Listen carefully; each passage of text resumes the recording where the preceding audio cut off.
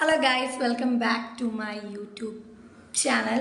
So, അപ്പം എനിക്കറിയാം കുറച്ച് ദിവസമായി ഷോർട്സ് ഇട്ടിട്ട് അപ്പം ഞാൻ ഇന്ന് ഷോർട്സിന് ഞാൻ ലോങ് വീഡിയോ ഇട്ടിട്ടില്ല, പക്ഷേ എനിക്ക് ഷോർട്സിനൊക്കെ അത്യാവശ്യം നല്ല വ്യൂസ് കയറി വരികയും സബ്സ്ക്രൈബേഴ്സൊക്കെ ആയി വരുന്നുണ്ട്. ഞാൻ തുടക്കക്കാരാണ്, അതിൻ്റേതായിട്ടുള്ള എല്ലാ പ്രശ്നങ്ങളും എനിക്ക് കാണും എൻ്റെ വീഡിയോയ്ക്ക്.